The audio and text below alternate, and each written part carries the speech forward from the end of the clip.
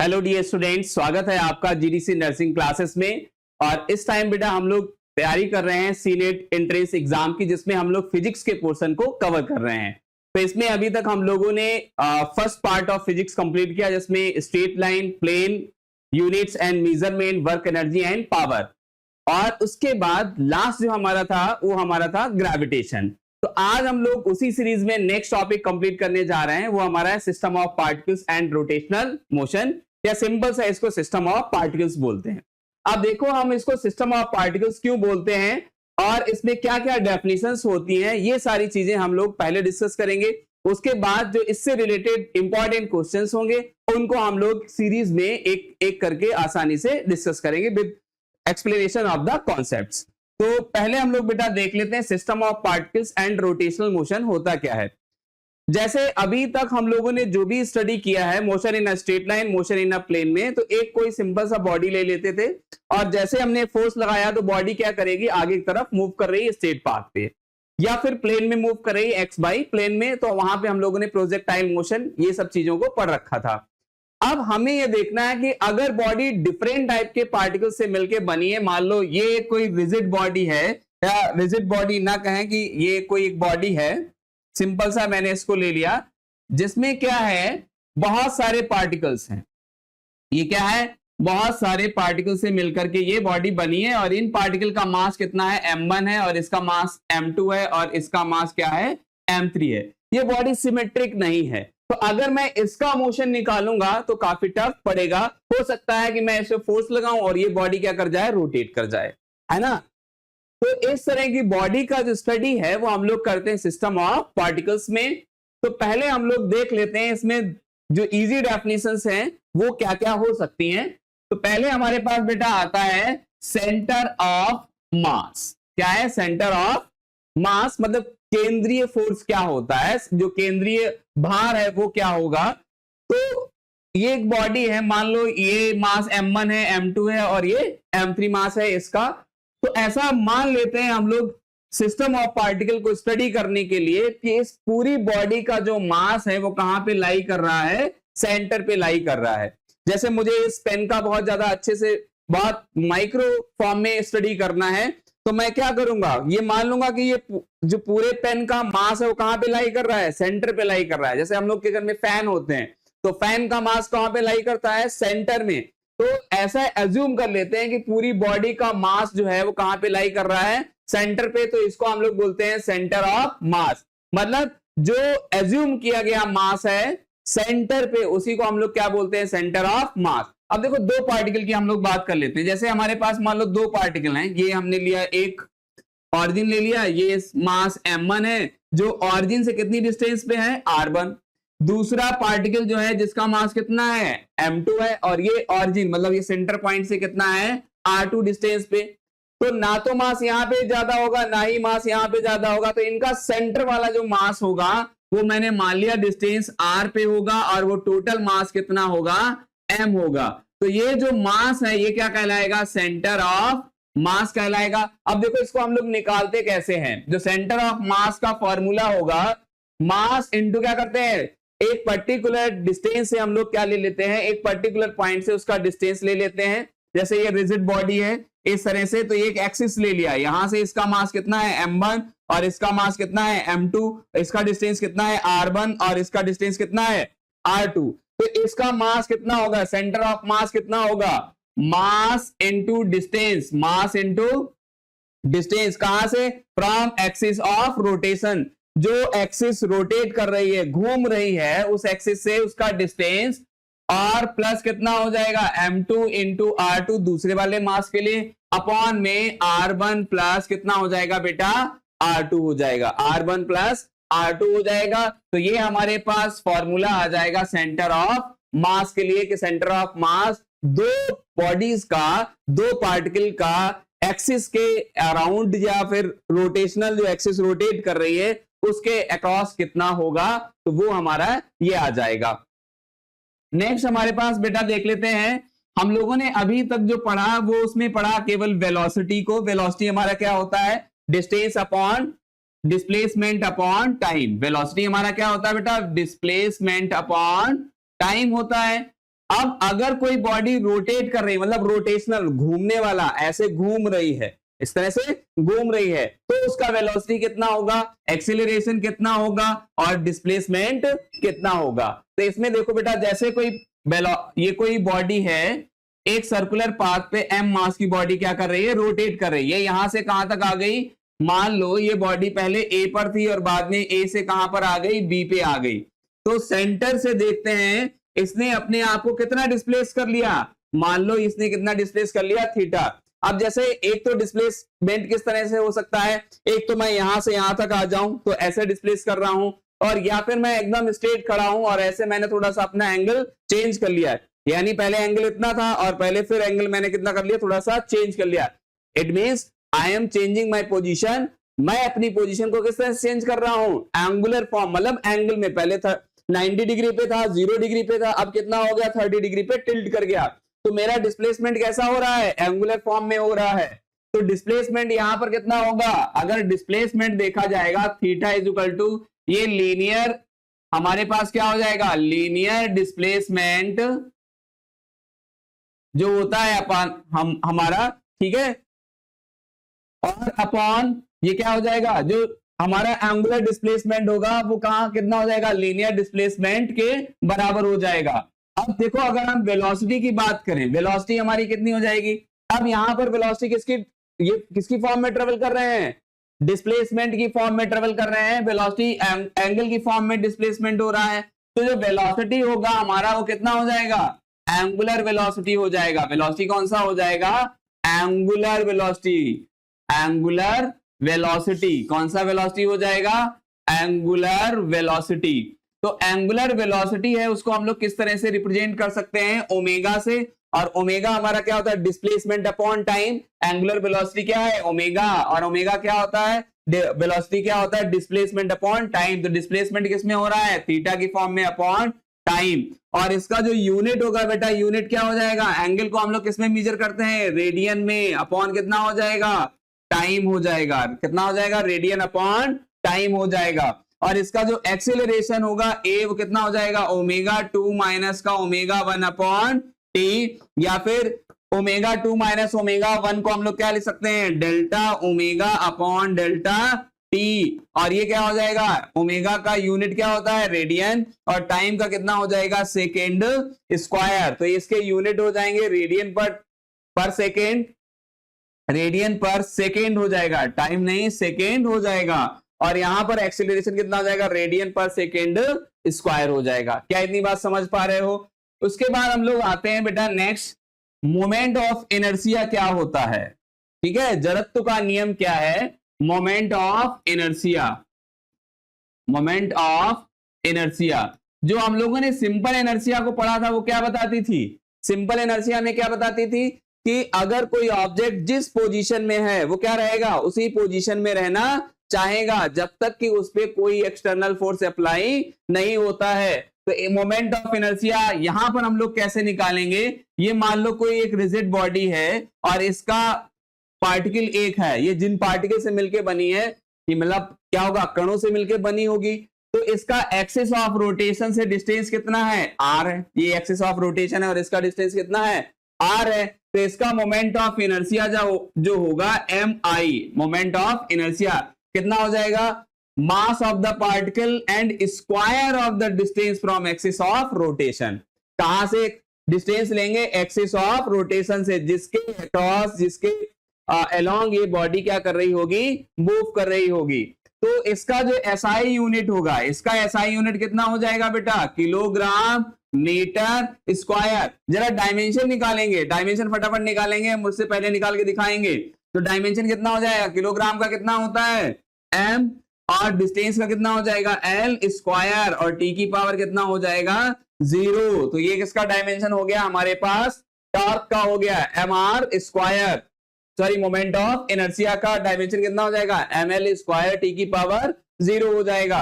अब नेक्स्ट हम लोग बेटा देखते हैं मोमेंट ऑफ इनर्शिया के बाद टॉर्क क्या होता है, टॉर्क क्या होता है, टॉर्क मतलब घूर्णन या घूर्ण क्या होता है।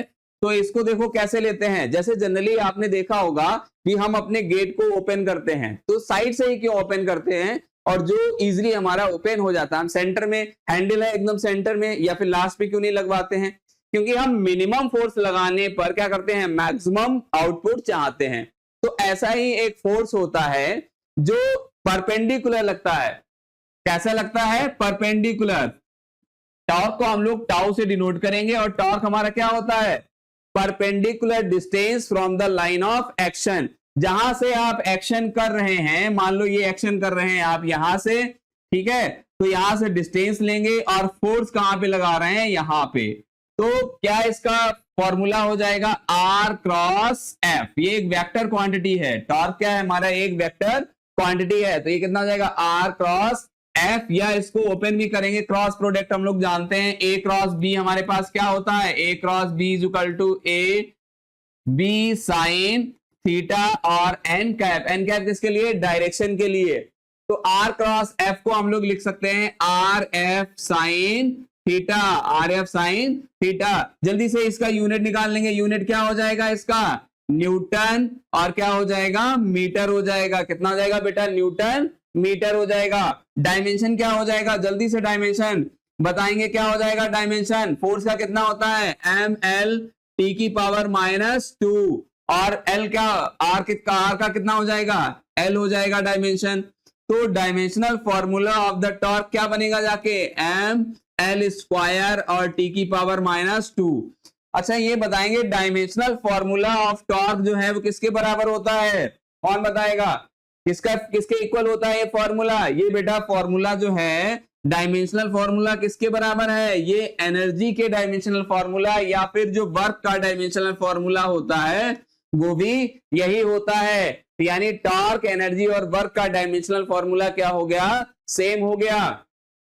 नेक्स्ट हमारे पास जो है वो है, हम लोगों ने इससे पहले पढ़ा है लीनियर मोमेंटम। मोमेंटम क्या होता है, product of mass and velocity. जो लीनियर मोमेंटम होता है, लीनियर मोमेंटम क्या होता है बेटा, लीनियर मोमेंटम मतलब अगर हमने एक बॉडी ली जिसका मास कितना है m, उसको v वेलोसिटी से मूव करा दिया है ना, तो इसका जो product of mass and velocity है वो हमारा क्या होता है, mv, लीनियर मोमेंटम। लेकिन अगर कोई बॉडी रोटेट कर रही है तब हमने फोर्स उस पर अप्लाई किया, उसकी वेलोसिटी में क्या चेंजेस आ जाएंगे।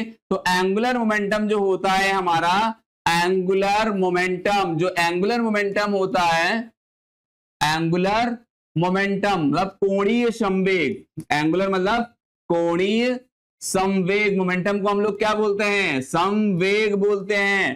तो कोणीय संवेग हमारा क्या हो जाएगा, L से डिनोट करते हैं, L हमारा कितना हो जाएगा, R क्रॉस P हो जाएगा। कितना हो जाएगा बेटा, R क्रॉस P।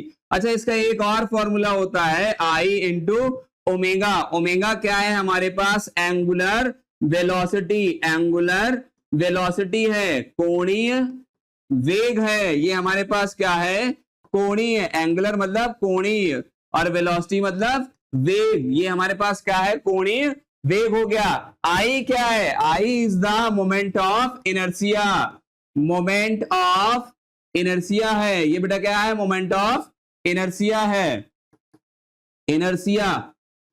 क्या इतनी बात समझ पा रहे हो। तो ये हमारे पास दो फॉर्मूले हैं, इसकी यूनिट बताएंगे, इसकी यूनिट क्या हो जाएगी, देखो भाई साहब P इक्वल टू कितना होता है, MB। तो यहां से इसका MB का यूनिट कितना हो गया, किलोग्राम मीटर पर सेकेंड। तो R का कितना होगा, मीटर, तो यानी मीटर इंटू किलोग्राम मीटर पर सेकेंड। तो डायमेंशन इसका यूनिट कितना हो जाएगा, किलोग्राम मीटर स्क्वायर पर सेकेंड। ये इसका क्या हो जाएगा, यूनिट हो जाएगा। ये बेटा इसका क्या हो जाएगा, यूनिट हो जाएगा। इतनी बात समझ पा रहे हो कि नहीं समझ पा रहे हो। जो इसका यूनिट होगा कितना होगा, किलोग्राम मीटर स्क्वायर पर सेकेंड हो जाएगा। इसके बाद हम लोग देख लेते हैं, एक दो थ्योरम है इसमें और कुछ काइनेटिक एनर्जी के एक्सप्रेशन वगैरह हैं, तो जल्दी से देख लेते हैं, उसके बाद क्वेश्चंस पे आ जाएंगे। क्योंकि जब पहले से हमारे पास फॉर्मूले होंगे तो हम उनको क्वेश्चंस को आसानी से कैलकुलेट कर पाएंगे, उनमें आसानी से अपने कॉन्सेप्ट को मैच कर पाएंगे। तो यहां से देखो बेटा, अब नेक्स्ट जो आता है हमारे पास, अच्छा, डायमेंशनल फॉर्मूला कितना हो जाएगा? डायमेंशनल फॉर्मूला क्या हो जाएगा बेटा? डायमेंशनल फॉर्मूला बताओ। R cross P L, angular momentum का डायमेंशनल फॉर्मूला क्या हो जाएगा? R cross P. तो पी का dimensional formula P is equal to कितना होता है? M into we. वेलोसिटी का क्या हो जाएगा? मास का तो एम रहेगा और वेलोसिटी का एल टी की पावर -1 हो जाएगा। यानी जो मोमेंटम हमारे पास होता है उसका डायमेंशनल फॉर्मूला क्या हो जाएगा? एम एल टी की पावर -1। इसका वैल्यू यहां पे रख देंगे तो एल डिस्टेंस का कितना हो जाएगा? एल हो जाएगा। और पी यानी पी जो लीनियर मोमेंटम है उसका dimensional formula M L T की पावर -1 हो जाएगा। तो जो हमारे पास एंगुलर मोमेंटम है उसका जो डायमेंशनल फॉर्मूला निकल के आएगा वो कितना आएगा? एम एल स्क्वायर टी की पावर -1 आएगा। कितना आएगा बेटा? एम एल स्क्वायर टी की पावर -1। नेक्स्ट जो है वो आता है हमारे पास, अब देखो मोमेंट ऑफ इनर्शिया कुछ बॉडीज का हम लोग देख लेते हैं जो शॉर्ट बॉडीज बहुत ज्यादा पूछी जाती हैं। तो जो एम आई है, एम आई का शॉर्ट मोमेंट ऑफ इनर्शिया, तो मोमेंट ऑफ इनर्शिया जो रिंग है, एक कोई रिंग है तो इसके अबाउट एक्सिस के डायमीटर के अक्रॉस हम लोग अगर जो मोमेंट ऑफ इनर्शिया निकालेंगे तो उसका होता है बेटा एम आर स्क्वायर। किसका मोमेंट ऑफ इनर्शिया? रिंग का। ठीक है, रिंग मतलब जो हम लोग रिंग वगैरह पहनते हैं उस रिंग का। अगर हम डिस्क का देखें, मोमेंट ऑफ इनर्शिया किसका? डिस्क का, M I of disc. Disc जो आपने सीरीज वगैरह देखी होगी, सीरीज में पहले डिस्क एक लगाया करते थे फिर मूवी प्लेज होना शुरू हो जाती थी। तो मोमेंट ऑफ इनर्शिया उसका अगर जो निकाले उसके डायमीटर के अक्रॉस तो कितना हो जाएगा? 1/2 एम आर स्क्वायर। और एम आई अगर हम सॉलिड स्फीयर का निकालें, ये सॉलिड मतलब ये एकदम ठोस गोला है। ये कैसा है? ठोस गोला है। तो ठोस गोले का मोमेंट ऑफ इनर्शिया, ठोस गोले का जो ठोस गोला होगा उसका मोमेंट ऑफ इनर्शिया कितना हो जाएगा? ये बेटा होता है 2/5 एम आर स्क्वायर। तो कभी आपसे पूछा जाए कि इतने ऑप्शन दे रखे हैं और इनमें से ठोस गोला है या फिर डिस्क है हमारे पास या रिंग है, उनमें से मोमेंट ऑफ इनर्शिया किसका राइट ऑप्शन है? तो यहां से हम लोग कुछ जो लेंगे शेप्स, उनका मोमेंट ऑफ इनर्शिया हम आसानी से निकाल सकते हैं। जो हॉलो स्फीयर है मतलब गोला अंदर से क्या है? खाली है। तो उसका जो मोमेंट ऑफ इनर्शिया होगा M I of hollow sphere, जो खाली हमारे पास आएगा हॉलो स्फीयर, जो खाली गोला होगा उसका मोमेंट ऑफ इनर्शिया कितना हो जाएगा? ये भी होगा 2/5 और कितना हो जाएगा बेटा? एम आर 2 माइनस का R1/R2 माइनस का R1 और इसकी पावर 5 हो जाएगा, इसकी पावर 5, इसकी पावर 3 और इसकी पावर 3। इसमें क्या होगा? दो रेडियस लेंगे। हॉलो स्फीयर में क्या होगा? एक अंदर वाली रेडियस और एक क्या लेंगे? बाहर वाली। इनर रेडियस R1 और बाहर वाली रेडियस क्या हो जाएगी? R2 हो जाएगी। तो उसका मोमेंट ऑफ इनर्शिया क्या हो जाएगा? 2/5 R2 माइनस R1 की पावर 5/R2 माइनस R1 की पावर 3 हो जाएगा। अब नेक्स्ट है हमारे पास बेटा जो काइनेटिक एनर्जी हम लोग निकाला करते थे और रिलेशन बिटवीन टॉर्क और किसके बीच में? एंगुलर मोमेंटम के बीच में जो संबंध है, रिलेशन बिटवीन किसके बीच में? रिलेशन बिटवीन, ये हमारे पास रिलेशन बिटवीन किसके बीच में? टॉर्क, घूर्णन जो है हमारा उसके, और एंगुलर मोमेंटम, इन दोनों के बीच में जो रिलेशन है वो क्या है हमारे पास बेटा? ये हमारे पास क्या होगा? घूर्णन या फिर घूर्ण, टॉर्क। और ये क्या हो जाएगा? कोणीय संवेग। ये क्या है? कोणीय संवेग है बेटा। तो इनके बीच में जो रिलेशन होगा वो tau is equal to DL upon कितना होता है? DT। और एक चीज याद रखना हमेशा बेटा, अगर L कांस्टेंट होगा, L क्या होगा? कांस्टेंट होगा, या फिर कंजर्व भी बोल देते हैं। फिजिक्स की लैंग्वेज में क्या बोलेंगे कि संवेग कंजर्व कब होगा? तो जब टाउ कितना हो जाएगा? 0, क्योंकि इसका डिफरेंशिएशन कितना होगा? कांस्टेंट का डिफरेंशिएशन क्या होता है? 0 होता है। तो टाउ 0, तो L हमारे पास क्या हो जाएगा? कांस्टेंट हो जाएगा, कांस्टेंट या फिर कंजर्व। इतनी बात समझ पा रहे होंगे।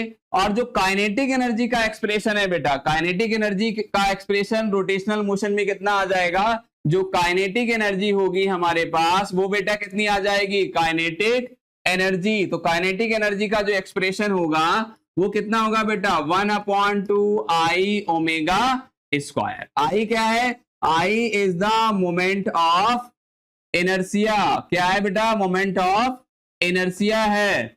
और ओमेगा क्या है हमारे पास, एंगुलर वेलोसिटी, कोणीय वेग है। ये हमारे पास क्या है, कोणीय वेग है, एंगुलर वेलोसिटी है। ये क्या है बेटा, एंगुलर वेलोसिटी है। तो इतनी बात को समझ पा रहे होंगे। ये बहुत बेसिक फॉर्मूले हैं और इनको एक बार देखने के बाद सारे क्वेश्चन बहुत आसानी से लग जाएंगे। दूसरा आप ये भी कर सकते हैं, पहले सारे कॉन्सेप्ट को देख लीजिए, फिर उसके बाद में खुद से क्वेश्चन लगा लीजिए। तो काइनेटिक एनर्जी का फॉर्मूला ये हमारे पास आ गया। दो थ्योरम और होती हैं, परपेंडिकुलर और पैरेलल एक्सिस। तो थ्योरम ऑफ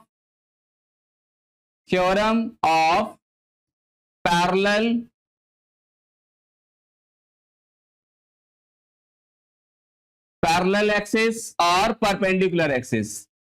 तो पैरेलल एक्सिस में क्या होगा, देखो बेटा, ये इसके सेंटर के अक्रॉस इसका मोमेंट ऑफ इनर्शिया और इससे ए डिस्टेंस पे मैंने एक दूसरा इसके पैरेलल एक्सिस ले ली है। ये क्या है, पैरेलल एक्सिस है।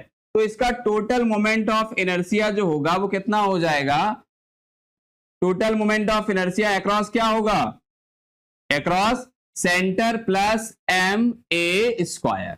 कितना हो जाएगा, सेंटर के अक्रॉस इसका मोमेंट ऑफ इनर्शिया कितना है, इस शेप का सेंटर के अक्रॉस मोमेंट ऑफ इनर्शिया कितना है, और दूसरा सेंटर से जो आपने डिस्टेंस ये ए ले रखी है उसको क्या कर देंगे, ऐड कर देंगे। उसको क्या कर देंगे बेटा, ऐड कर देंगे।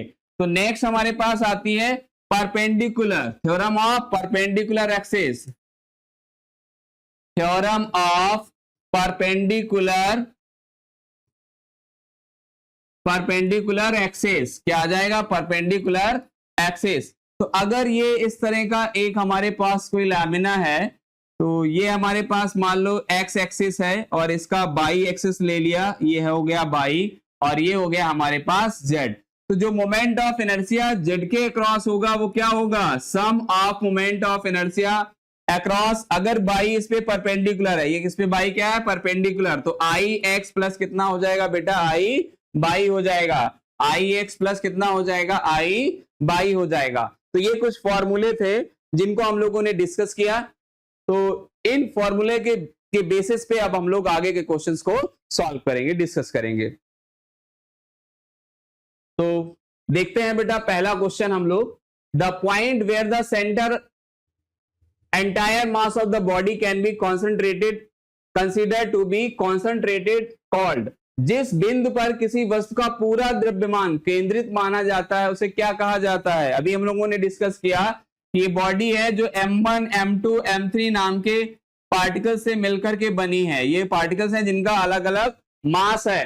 तो अगर हम रोटेशन में मतलब मूव करती हुई बॉडी अगर जो ये है, तो इसका अगर हम स्टडी करना चाहेंगे तो पूरा मास हम लोग कहां पे मानेंगे, ये पूरा मास बेटा कहां पे लाई कर रहा है, सेंटर पे लाई कर रहा है। इट इज एज्यूम्ड दैट कि पूरा का पूरा द्रव्यमान इसका कहां पे, ये जरूरी नहीं है कि ऐसा हो, सेंटर ऑफ मास बॉडी का ऐसा नहीं कि सेंटर पे ही लाई करे, बाहर भी लाई कर सकता है।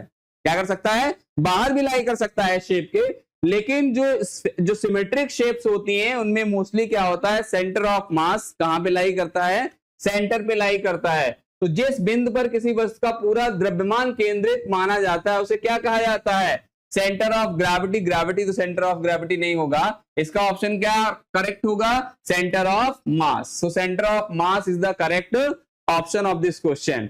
नेक्स्ट बेटा देख लेते हैं क्वेश्चन हमारे पास क्या है, एसआई यूनिट ऑफ टॉर्क। बेटा टॉर्क क्या होता है, टर्निंग इफेक्ट ऑफ फोर्स। जो घूर्ण है हमारा उसका फॉर्मूला क्या होता है, आर क्रॉस एफ।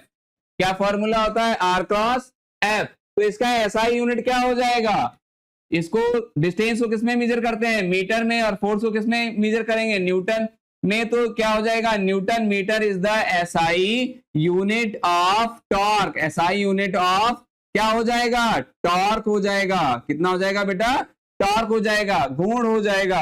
अगर सीजीएस यूनिट की बात करें, सीजीएस यूनिट क्या हो जाएगी, ये तो एसआई यूनिट थी। सीजीएस में न्यूटन को हम लोग क्या लेते हैं, डाइन, और सेंटीमीटर को क्या ले लेंगे, मीटर ले लेंगे। तो ये हमारी क्या हो जाएगी, सीजीएस यूनिट हो जाएगी।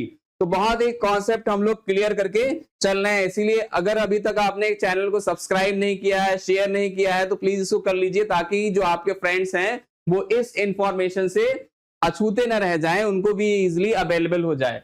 नेक्स्ट क्वेश्चन है बेटा मोमेंट ऑफ इनर्शिया। तो क्या होता है मोमेंट ऑफ इनर्शिया, एम आई, अभी हम लोगों ने देखा कितना होता है मोमेंट ऑफ इनर्शिया। पूछा क्या गया है, मोमेंट ऑफ इनर्शिया इज, क्या है मोमेंट ऑफ इनर्शिया, अभी हम लोगों ने क्या निकाला, mass into axis of rotation से डिस्टेंस का स्क्वायर, क्या करेंगे, डिस्टेंस का स्क्वायर और उसका पार्टिकल का mass, mass of the particle and its distance from axis of rotation. जो ये बॉडी रोटेट कर रही है एक्सिस के अक्रॉस, तो उस एक्सिस से इसका डिस्टेंस पार्टिकल का, उसका क्या कर देंगे, स्क्वायर, और उसका क्या, जो बॉडी मूव कर रही है, जो मूव कर रही है बॉडी, उसका क्या ले लेंगे, मास। तो ये मोमेंट ऑफ इनर्शिया जो है हमारा क्या हो जाएगा, ये एक स्केलर क्वांटिटी होगी, वेक्टर क्वांटिटी होगी, टेंसर क्वांटिटी होगी, नन ऑफ दीज। तो देखो बेटा रोटेशनल मोशन में इनर्शिया किस किस पे डिपेंड करती है, बॉडी के डिस्टेंस पे डिपेंड करती है और शेप पे डिपेंड करती है। तो वेक्टर ना क्वांटिटी, ना तो ये वेक्टर क्वांटिटी होगी, ना ही स्केलर क्वांटिटी होगी। तो ये आगे आप और डिटेल में पढ़ेंगे। तो ये हमारी जो होगी यहाँ पर ये टेंसर क्वांटिटी हो जाएगी। ये कैसी क्वांटिटी हो जाएगी, टेंसर क्वांटिटी हो जाएगी। तो इसका जो राइट ऑप्शन होगा मोमेंट ऑफ इनर्शिया का, वो क्या हो जाएगा, टेंसर क्वांटिटी हो जाएगा। Next SI unit of moment of inertia, moment of inertia का एसआई यूनिट क्या होगा, M I is equal to कितना होता है, एम आर स्क्वायर। मास किस में लेंगे, किलोग्राम में, डिस्टेंस किस में लेंगे, मीटर स्क्वायर में।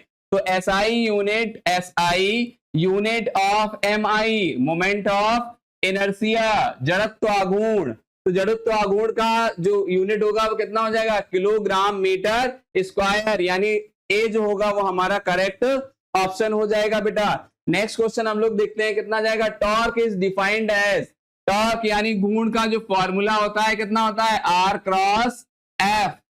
तो यहां पर जो राइट फॉर्मूला है एफ क्रॉस आर, वैसे आर क्रॉस एफ इसको लिखना चाहिए वेक्टर फॉर्म में। जब भी हम लिखेंगे तो इसको आर क्रॉस एफ ही लिखेंगे, क्योंकि मैग्नीट्यूड में गिवन है ऑप्शन में। तो एफ क्रॉस आर इसका यहां पर ये करेक्ट ऑप्शन हो जाएगा। तो B is the correct option of this question.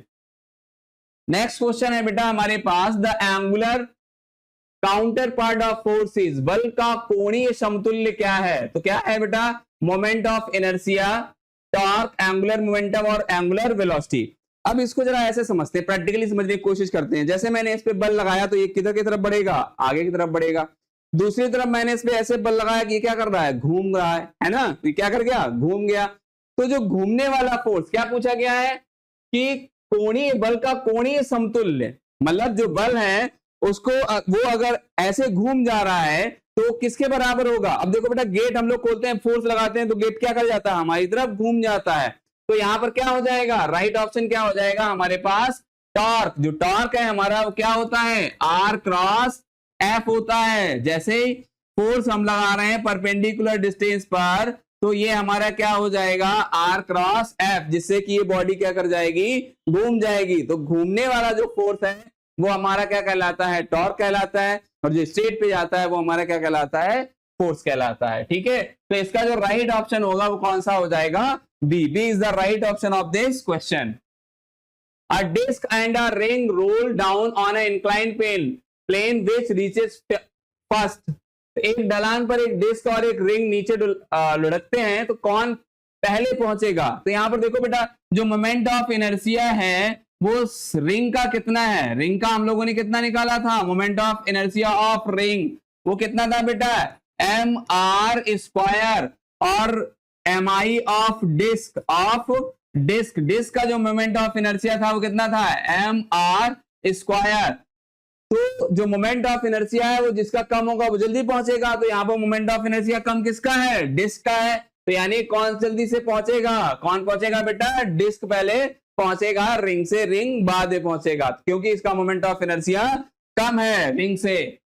तो नेक्स्ट क्वेश्चन जो है हमारे पास वो है angular momentum is conserved when, कब एंगुलर मोमेंटम कंजर्व होगा। अभी हम लोगों ने डिस्कस किया जो टॉर्क है हमारा घूर्ण है और कोणीय संवेग एंगुलर मोमेंटम है, उसका जो रिलेशन होता है वो कैसे निकाला जा सकता है, tau is equal to D L upon D T. और हम जानते हैं कि एल अगर कांस्टेंट है, कांस्टेंट मतलब कंजर्व है या फिर क्या है, कंजर्व है, क्या है, कंजर्व है।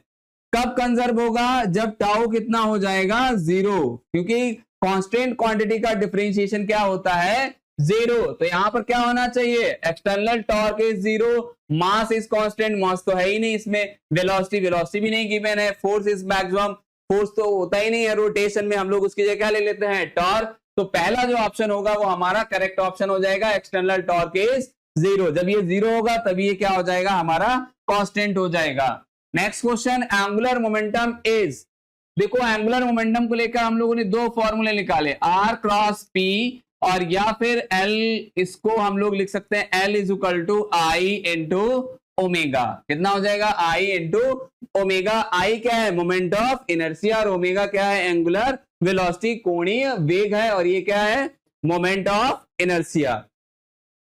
तो इसका जो राइट ऑप्शन होगा वो कितना हो जाएगा, I into omega. So A is the correct option of this question. Next को जो हमारा क्वेश्चन है वो क्या है, कोणीय संवेग का बिमीय सूत्र, dimensional formula of angular momentum. Angular momentum क्या है हमारे पास, L is equal to R cross P, और P का हम लोग जानते हैं डायमेंशनल फॉर्मूला क्या होता है, फॉर्मूला है mb, तो इसका डायमेंशनल फॉर्मूला क्या हो जाएगा, mlt की पावर -1 हो जाएगा। इस फॉर्मूले को यहां पर रखेंगे, R यानी डिस्टेंस, डिस्टेंस को हम लोग किस में मेजर करते हैं, L में, डायमेंशनल फॉर्मूला क्या होता है L, और P का कितना हो जाएगा, mlt की पावर -1। तो dimensional formula of the angular momentum जो कोणीय संवेग है वो कितना हो जाएगा, m l स्क्वायर और t की पावर -1।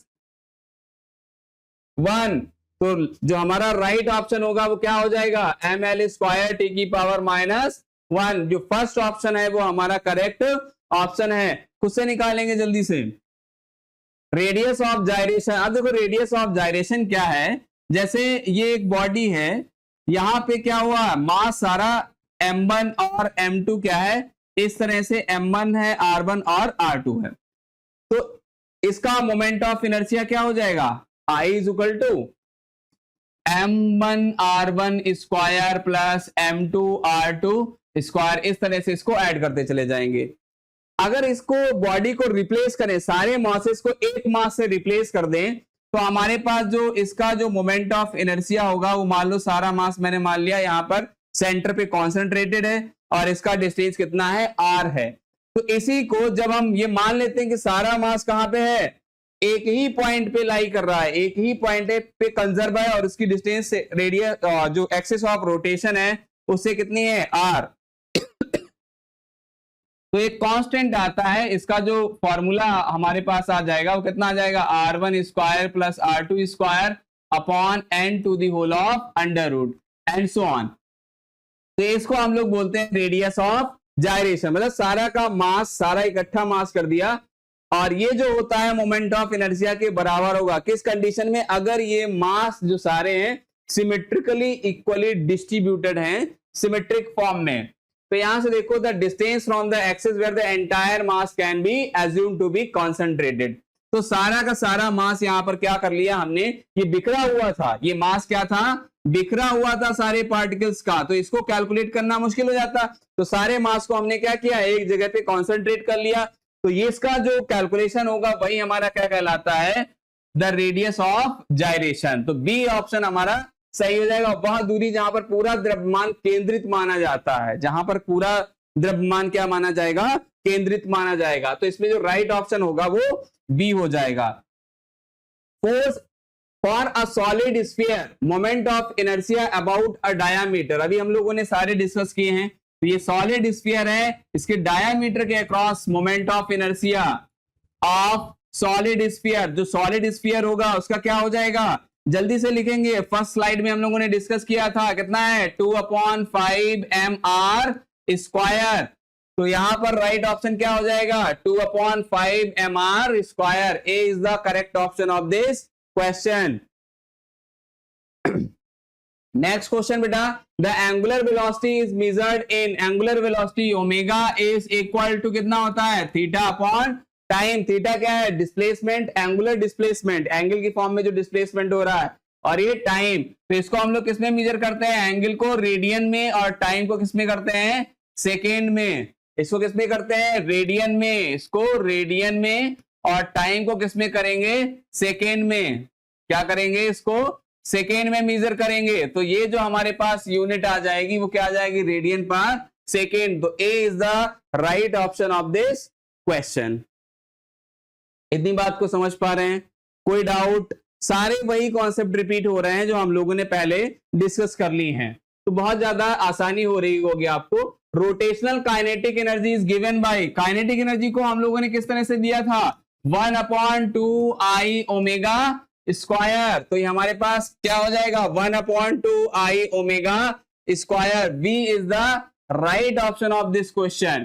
तो थोड़ा सा कॉम्प्लिकेटेड करके ये ऑप्शन गिवन था, तो इसमें हमारे पास क्या हो जाएगा, ये फॉर्मूले पे देखो, ये फॉर्मूला हमारे पास क्या है 1/2 I ओमेगा स्क्वायर। आई क्या है बेटा, I is the moment of inertia. क्या है मोमेंट ऑफ इनर्सिया है, और ओमेगा क्या है, omega is the angular velocity, कोणीय वेग।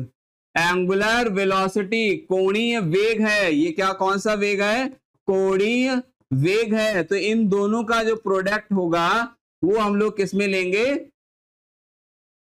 कोणीय वेग हो गया ये हमारे पास, ठीक है ना। इतनी बात को समझ गए होंगे। तो राइट ऑप्शन हमारे पास बी हो जाएगा, और ये काइनेटिक एनर्जी का फॉर्मूला होगा रोटेशनल मोशन में। Moment of inertia of a point mass at a distance R from axis. तो एक पॉइंट मास से moment of inertia, point mass से मोमेंट ऑफ इनर्शिया कितना होता है mi, that is equal to mr square. तो right option क्या हो जाएगा A is the right option of this question. Next question देखेंगे बेटा, in a rotating system torque is related to angular acceleration. कोणीय घूर्ण कोणीय त्वरण से संबंधित होता है। एक टॉर्क का फॉर्मूला हम लोगों ने दो फॉर्मूले देख लेते हैं, एक R क्रॉस F होता है बेटा, और एक दूसरा टॉर्क का फॉर्मूला होता है I क्रॉस एल्फा। यहां पर I क्या है मोमेंट ऑफ इनर्शिया, ये क्या है मोमेंट ऑफ इनर्शिया है, और एल्फा क्या है, एल्फा क्या है एंगुलर एक्सीलरेशन। क्या है एंगुलर एक्सीलरेशन, एक्सीलरेशन कोणीय त्वरण है, ये क्या है कोणीय त्वरण है। इतनी बात को समझ पा रहे होंगे। सिंपल त्वरण क्या होता है चेंज इन वेलोसिटी। तो यहां पर अल्फा कितना हो जाएगा, फर्स्ट स्लाइड में याद करो हम लोगों ने क्या लिखा है, alpha equal to omega 2 minus का ओमेगा 1/t हो जाएगा। तो बहुत ही इजी है, आई इंटू अल्फा इसका हमारा क्या हो जाएगा राइट ऑप्शन हो जाएगा। क्लियर। नेक्स्ट क्वेश्चन है, a body goes without slipping which energies are involve. तो उसमें क्या होगा, जब बॉडी कोई रोल करती है तो वहां पे क्या होगा, बॉडी चलेगी भी और घूमेगी भी। तो बोथ ट्रांसलेशनल एंड रोटेशनल दोनों ही यहां पर ऑप्शन क्या हो जाएंगे करेक्ट हो जाएंगे। क्लियर। फिजिक्स बहुत इजी है बेटा, 1 से 1.5 घंटा अगर जो आप दे रहे हैं तो बहुत इजीली आपका कवर हो जाएगा। तो unit of angular acceleration, unit of angular acceleration क्या होगा, alpha is equal to change in omega upon change in time, change in velocity upon change in time. तो ये क्या हो जाएगा, एंगल को किसमें मेजर करेंगे हम लोग रेडियन, और इसका क्या हो जाएगा ये सेकेंड स्क्वायर। तो रेडियन पर सेकेंड स्क्वायर क्या हो जाएगा, इसका करेक्ट ऑप्शन हो जाएगा। Clear. Which quantity conserved in absence of torque, torque की एब्सेंस में क्या चीज क्या रहेगी कांस्टेंट, बाहरी गुण की अनुपस्थिति में कौन सी चीज। अरे अभी हम लोगों ने निकाला, ये तो जल्दी से बताओ, dl अपॉन dt। अगर टाउ 0 होगा तो l हमारा क्या हो जाएगा कंजर्व्ड हो जाएगा, क्या हो जाएगा ये संरक्षित हो जाएगा। तो मोमेंट ऑफ इनर्शिया बाहरी गुण टॉर्क की एब्सेंट में, तो टॉर्क एब्सेंट है तो क्या चीज है कंजर्व हो रहा है angular momentum. So C is the correct option of this question. Clear है ना बात। अब कोई डाउट हो तो एकदम पहले वाली स्लाइड को देखेंगे, फिर आसानी से आगे सारे क्वेश्चन आराम से एकदम आपके सॉल्व हो जाएंगे। एक कठोर पिंड rigid body rotate with constant angular velocity, it's angular acceleration is. एक कठोर पिंड है, स्थिर कोणीय वेग से घूम रहा है, इसका कोणीय त्वरण कितना होगा? अब देखो एक्सेलरेशन हमारा क्या हो जाएगा, d2 थीटा अपॉन कितना हो जाएगा, dt हो जाएगा। तो अगर ये कांस्टेंट है, अगर ये चीज क्या है कांस्टेंट, तो कांस्टेंट का डिफरेंशिएशन कितना हो जाता है, 0 हो जाता है। तो एंगुलर अगर एक्सेलरेशन हमें क्या पूछा गया है, rigid body rotate with constant angular velocity, तो वेलोसिटी यहां पर एंगल हमने ले लिया है, अगर वेलोसिटी को भी लेंगे तो angular acceleration a alpha is equal to कितना हो जाएगा, डी ओमेगा अपॉन dt। तो ओमेगा हमारा क्या है, कांस्टेंट है, और कांस्टेंट का डिफरेंशिएशन कितना हो जाता है, 0 हो जाता है। तो अल्फा हमारा क्या हो जाएगा बेटा, 0 हो जाएगा। तो ये हमारे पास राइट ऑप्शन हो जाएगा। नेक्स्ट क्वेश्चन देखेंगे बेटा, which of the following has the highest moment of inertia. तो अभी हम लोगों ने देखा था रिंग का कितना होता है mr स्क्वायर, सॉलिड का कितना होता है 2/5 mr स्क्वायर। सुनेंगे, इस बार लिखूंगा नहीं क्योंकि पहले स्लाइड में 2 बार मैं लिख चुका हूं, इसलिए आपको रिकॉल होना चाहिए। और डिस्क का कितना होता है 1/2 mri स्क्वायर, और होलो स्फीयर का कितना होता है 2/5 m r2 माइनस r1 की power 5 booth r2 minus r1 की पावर 3। तो यहां पर जो सबसे क्या पूछा गया, which of the following is the highest moment of inertia, तो यहां पर किसका हो जाएगा, रिंग का हो जाएगा। तो जो हमारे पास ऑप्शन होगा वो सी करेक्ट हो जाएगा। if a rotating body contracts its angular velocity, क्या हो जाएगी, अगर घूमती बॉडी क्या कर जाती है, कॉन्ट्रैक्टिंग कम हो जाती है, तो ऐसे हम फील, ऐसे आपने देखा होगा जो लोग रोटेट करते हैं ना, मोशन करते हैं, तो ऐसे आप कर रहे होंगे मूव, तो अपनी बाहों को कभी ऐसे बंद कर लीजिए, तो क्या होगा, आपका मोशन क्या कर जाएगा, इंक्रीज कर जाएगा। तो यहां पर हमारे पास राइट ऑप्शन क्या आ जाएगा, ए आ जाएगा। नेक्स्ट क्वेश्चन क्या है बेटा, gyroscopic motion is related to. तो अभी तक हम लोग रोटेशनल मोशन पढ़ रहे हैं, ठीक है। तो इस तरह की सीरीज में अगर जो कोई क्वेश्चन आया, वैसे जायरोस्कोप एक ऐसी डिवाइस होती है जो हर पॉइंट पे पार्टिकल क्या कर रहा है, अपनी पोजीशन को चेंज कर रहा है, तो उसको मेजर करती है एट कंजर्व करके एंगुलर मोमेंटम को। तो इसमें राइट ऑप्शन जो होगा हमारे पास रोटेशनल मोशन हो जाएगा। नेक्स्ट क्वेश्चन है हमारे पास बेटा, प्रिसेशन क्या है, गति विचलन क्या है। अब सबसे ही लग रहा है कि गति विचलन क्या है, जिसमें पार्टिकल क्या कर रहा है, अपनी पोजीशन को कंटिन्यू क्या कर रहा है, चेंज कर रहा है ना। तो यहां से देख लेंगे तो change in angular velocity direction, change in angular speed, change in acceleration. अब स्पीड क्या होगा, स्पीड को तो हम लोग जब रोटेट कर रही है बॉडी तो डायरेक्शन और मैग्नीट्यूड दोनों ही होगा, तो स्पीड तो नहीं हो सकता। तो राइट ऑप्शन जो होगा हमारे पास चेंज इन एंगुलर डायरेक्शन हो जाएगा। जो नेक्स्ट क्वेश्चन है, the parallel axis theorem relates moment of inertia to, किस तरह से रिलेट करती है। पैरेलल एक्सिस में हम लोगों ने देखा था जो मोमेंट ऑफ इनर्शिया क्या होता था, सेंटर से हमने कोई एक्सिस ए डिस्टेंस पे ले ली, तो मोमेंट ऑफ इनर्शिया इसके अक्रॉस कैसे हम लोग निकालते थे, मोमेंट ऑफ इनर्शिया सेंटर के cross plus mass of the body, और कितनी डिस्टेंस पे आपने एक्सिस ले रखी है, तो सेंटर पे about centre of mass about any axis. तो ये तो दोनों ही चीजें होनी चाहिए, तो इसका मतलब क्या होगा, both A and B is the correct option of this question. तो ये थे हमारे पास बेटा 25 क्वेश्चन, बहुत ही ज्यादा इंपॉर्टेंट है, मतलब पूरे चैप्टर के हर कॉन्सेप्ट को लगभग कंप्लीट करते हैं। तो एक बार आप स्लाइड को अच्छे से देखेंगे और उसके बाद खुद से क्वेश्चन करने की कोशिश करेंगे। तो अपना अच्छे से ध्यान रखिए, प्रिपरेशन को अपनी शेप दीजिए with the GDC nursing classes, और सब्सक्राइब और लाइक करते रहिए। Thank you so much class.